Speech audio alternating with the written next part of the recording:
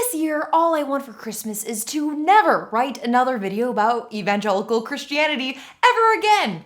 From now on, I will only talk about the things that I care about. The Little Engine That Could, the film Pompeii starring Kit Harington, and everyone else's feelings at the expense of my own. Now let's talk about the 2014 film Saving Christmas, starring Kirk Cameron and produced by Liberty University. I know I can sometimes get down and be cynical, which I'm trying not to be because I don't think it's very productive, so talking about this movie is going to be a real challenge because it is possibly the most cynical, crass, materialistic thing ever created. Most of this movie is Kirk Cameron trying to explain the true meaning of Christmas to his brother-in-law. This is all wrong. No. You're all wrong.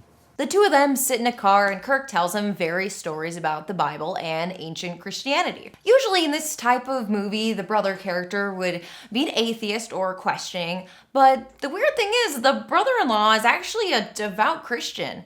I look at what Christmas is, and I think to myself, this cannot be what God wants. The conflict is not between Kirk believing in Jesus and the brother-in-law refusing to believe. The conflict is between Kirk saying that material objects are what makes Christmas great. This is a celebration of the eternal God taking on a material body.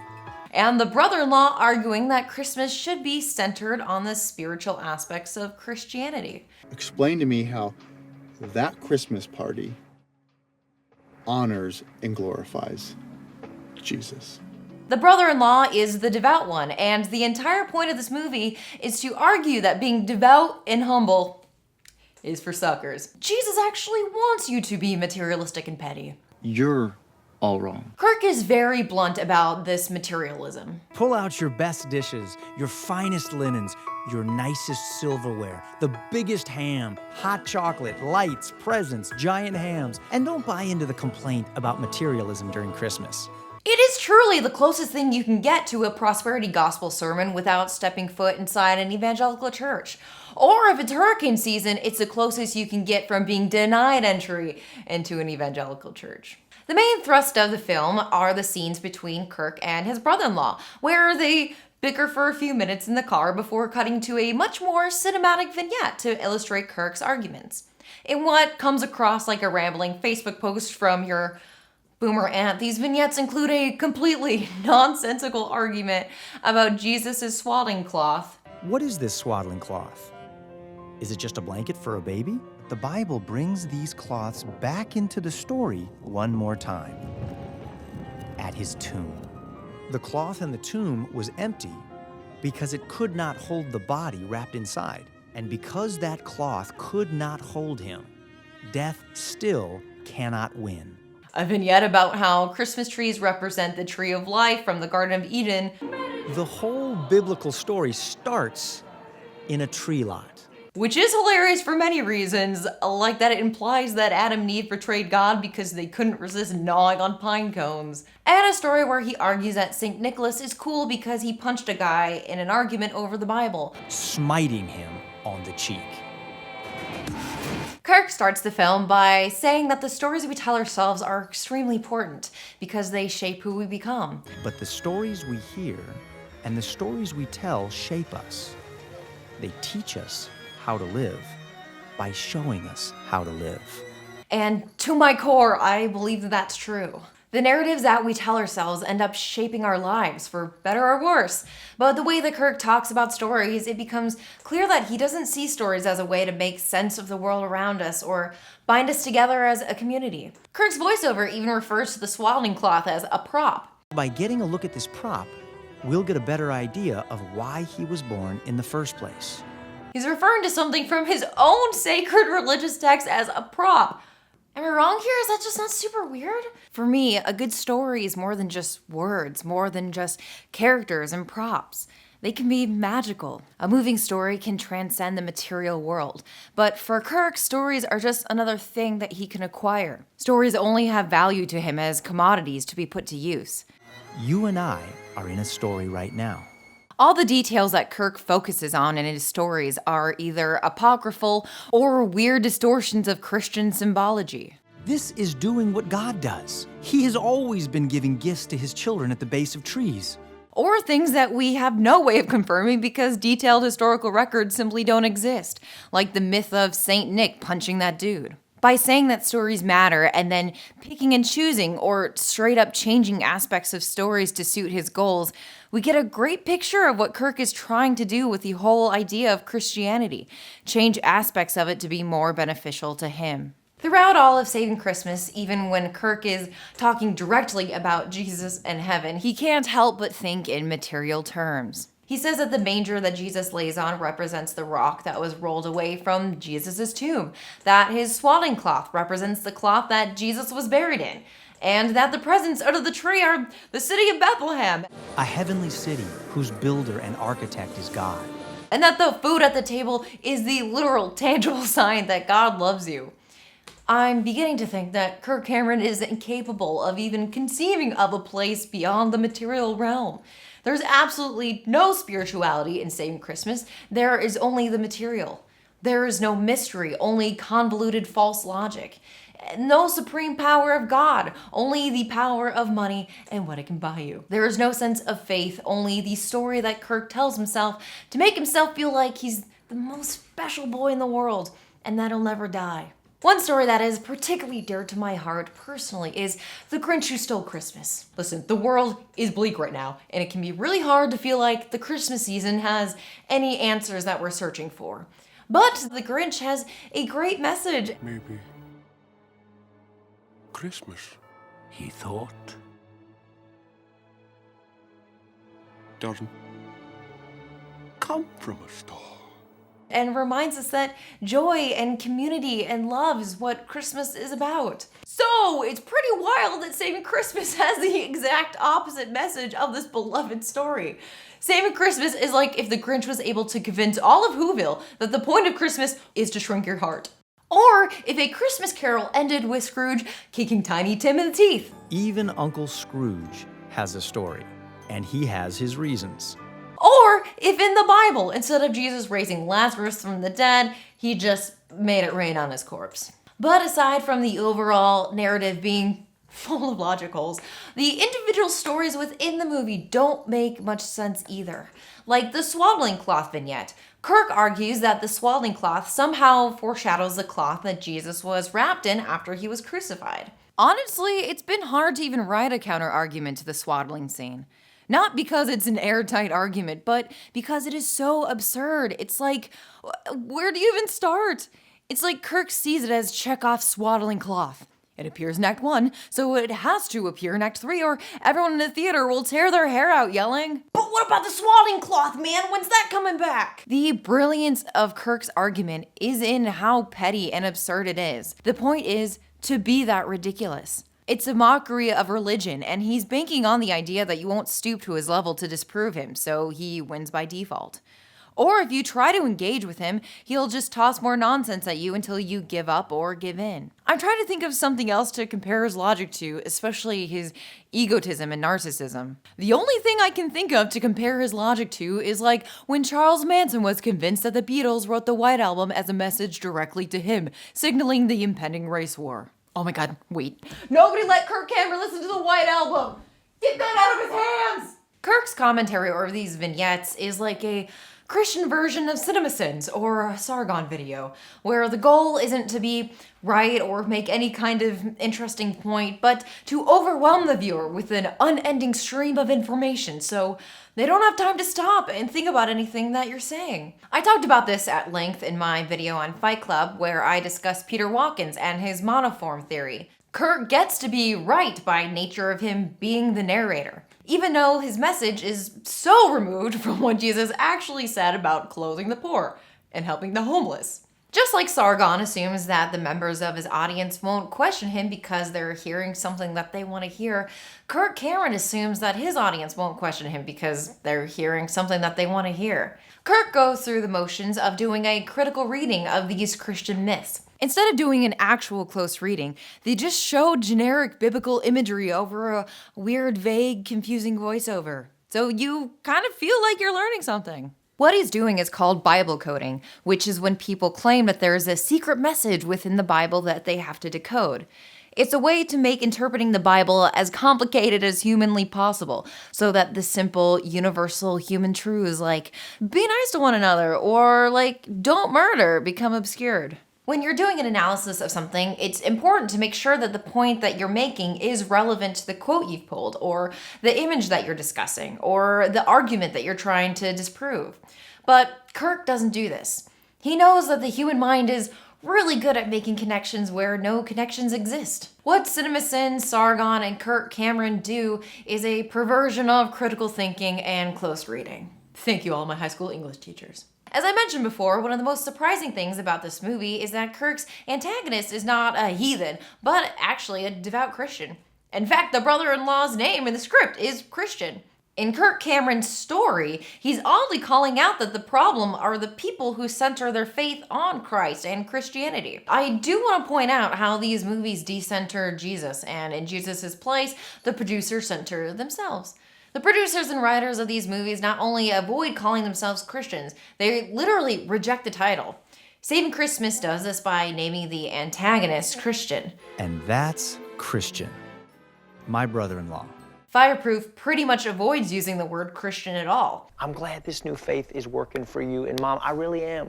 And I'm in Love with a Church Girl, we get this. We really don't like that word religious, Miles. I'd prefer man of faith. So, what was your religion again? I guess I'm Christian, but we don't really like to call it that. When you call yourself a Christian, you're pretty explicitly saying that you are a follower of Christ. It is right in the name.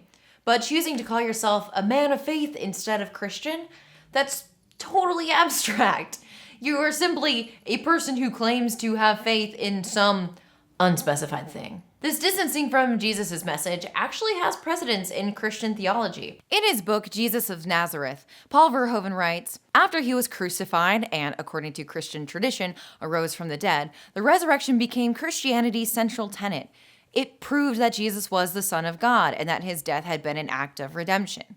And so the messenger, who proclaimed the kingdom of God, was transformed into the message. Early Christian leaders cared more about getting people to believe that Jesus was a superhuman who came back from the dead than getting people to believe that they should be nice to one another. Being a Christian meant accepting Christ the Messiah rather than accepting Christ's commandment to love one another. It meant simply being on Team Jesus and wearing the Team Jesus colors. And there's a certain logic to that. If he didn't come back from the dead, then Jesus was just another one of countless prophets from the time, so why should I follow you over someone else? The problem is, when you focus all your attention on the resurrection, you end up with fanatics who care more about the act of resurrection than what Jesus actually said. It meant that you get fanatics who would defy the teachings of Jesus in order to coerce you into joining Team Jesus. Convert now, or forever burn in hell, for now begins the Inquisition!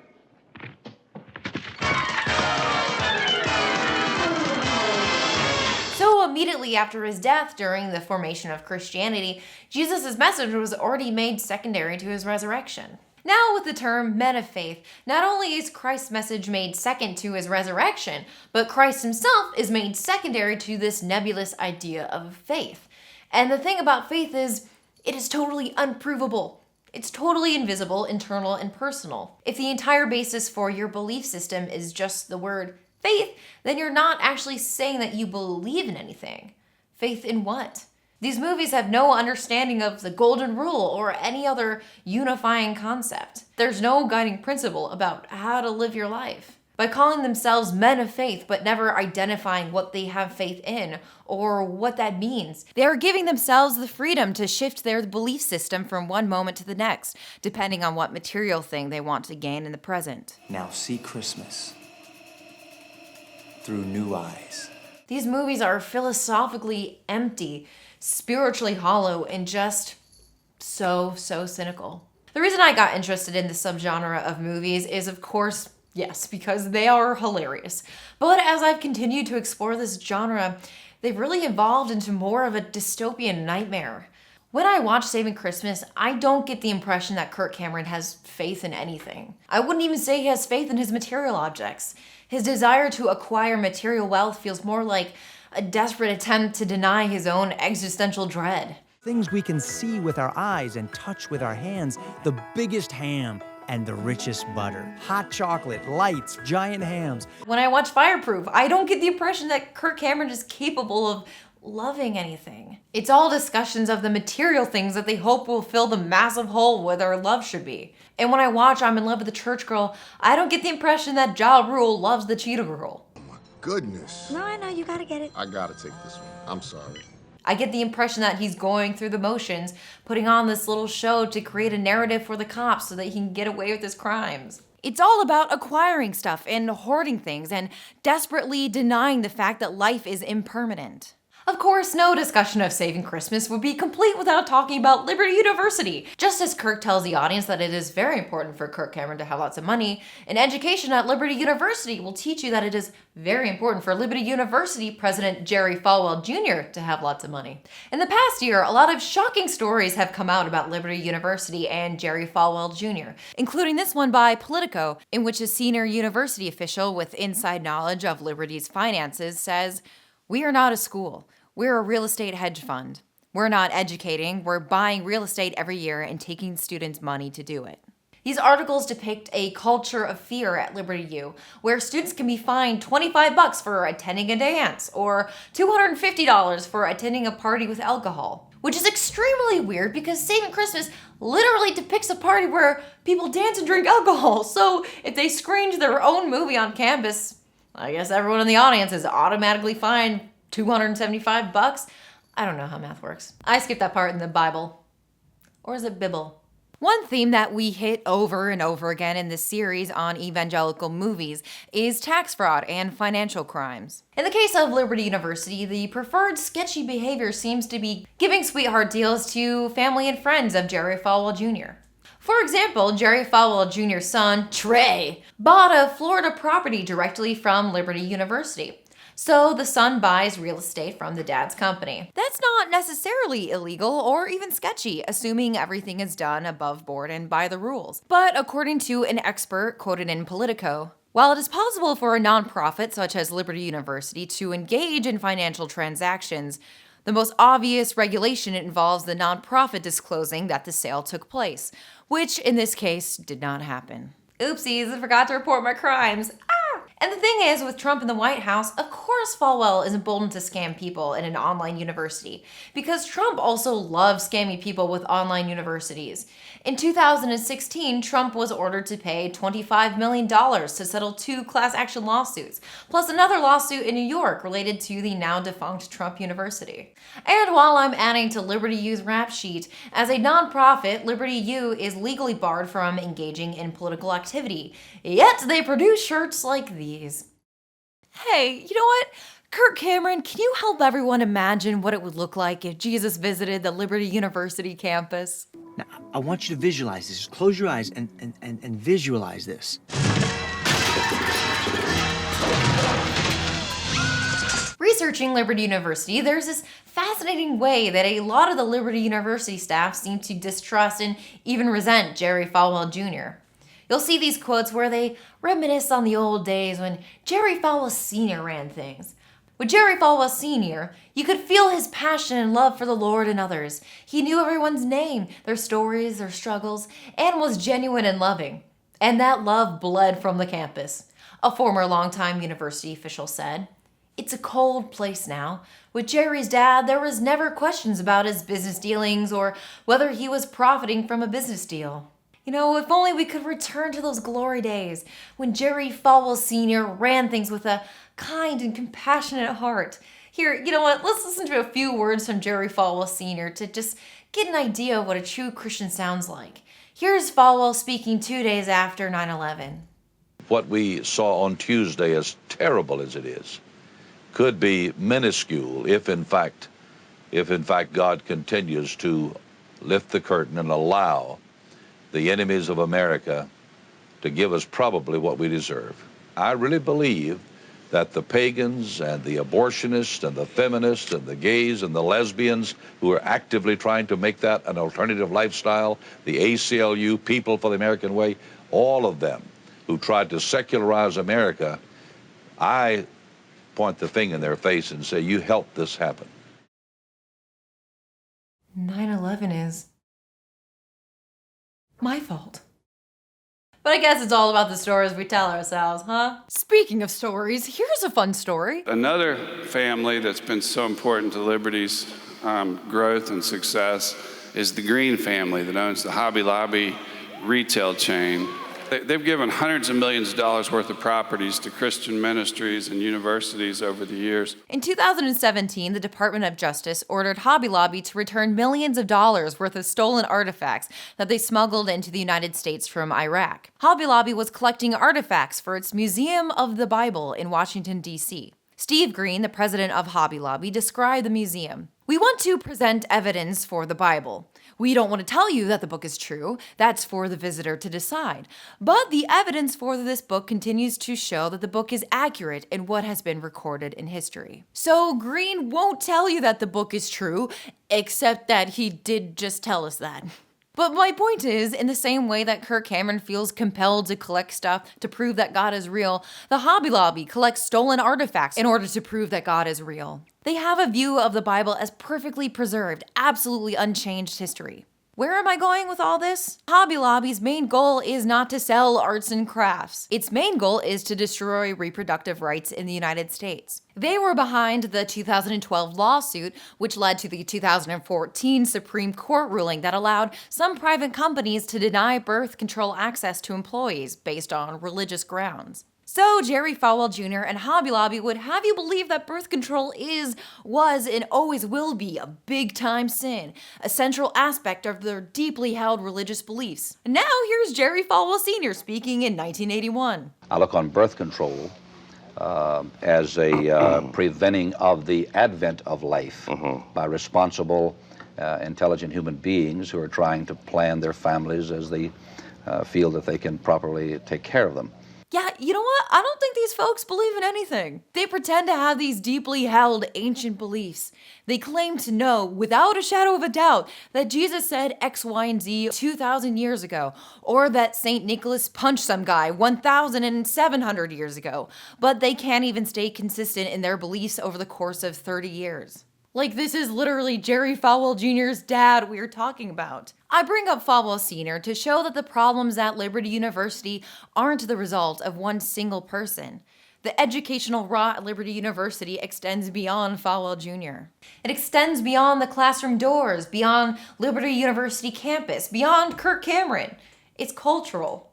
And knowing that it's cultural, Liberty University turns to movies, which are one of the most effective cultural communication tools that we have. And while Liberty University may be incompetent at teaching students the skills that they need to get good jobs after graduation, and while Saving Christmas may be an incompetently made movie by traditional filmmaking standards, both Liberty University and Saving Christmas are still extremely effective at teaching their intended lesson. That lesson just happens to be how not to learn. Don't ask questions, don't be curious, don't show compassion for anyone else. I'd like to talk for a moment about another extremely narcissistic character who has delusions of grandeur and also happens to be named Kirk. In Star Trek V, The Final Frontier, Kirk, Spock, McCoy, and young Santa all go to the center of the galaxy to visit a being who claims to be God. And the supposed God demands that Kirk hands over the Starship Enterprise so that God can spread his message. Bring the ship closer. While young Santa and McCoy are awestruck by the spectacle, Kirk realizes that it's an odd request from a deity. Excuse me. What does God need with a starship? Yeah, what does God need with a starship? And what does God need with ornaments or hot chocolate or... Giant hams, stuffing, fudge, Christmas cards, and more hot chocolate. I really like Christmas, and I have a lot of great memories evolved around Christmas, and I love the food, and it's really the one time of year that I get to go home and spend with my family, and I look forward to it every year. This script was really hard to write, for a lot of reasons. Thinking that this is how some people have chosen to use their limited time here on Earth by scamming people out of their life savings, using your creative energy to make the most cynical Christmas movie that there's ever been. Just kind of sucks. And this video was also really hard to write because a few weeks ago, my grandma died. And I loved her a lot, and she's a big part of the reason why I am who I am today. And, you know, she's given me all these memories that mean so much more to me now because I won't have any more. They're the only ones I'll ever get. I miss her sense of humor. She was might be the funniest person that I knew. And she always knew exactly what to laugh at. She had such a sense of the things that mattered in life. And it wasn't the things in her house. And it wasn't the presents that I gave her for Christmas, because they were all probably terrible. I was, would give her what I made in class. When Kirk talks about ham and hot chocolate and ornaments and ham and other pressed meats, there's a thing that he doesn't seem particularly concerned with, and it's the people sitting at the table around him. We barely know any of their names or how they're related to him, and the few names that we do know, like Christian, we only know because Kirk spends an hour and a half berating him until he gives in. Not only does Kirk Cameron seem to care more about these things than the people around him, but you also don't see any homemade crafts from the multiple children attending this party. It's all straight out of a catalog. And you know what probably would not have made my Grams happier in her last days? Stuff. Kirk Cameron. Stuff. Starships or hams, any of your decorations. It wouldn't have done anything. What would that have done? What does this do for you, Kirk Cameron? Does this make you happy? This? Does this make you happy? Is this, what does God want with this? Or this? Yo, what does God want with this set? Really? Oh, that was our Christmas tree.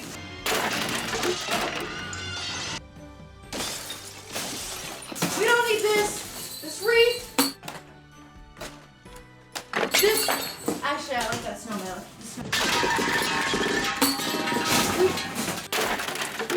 You don't need it. You don't need it, Kirk Cameron. You don't. And one day you'll die, and you'll realize that. Merry Christmas.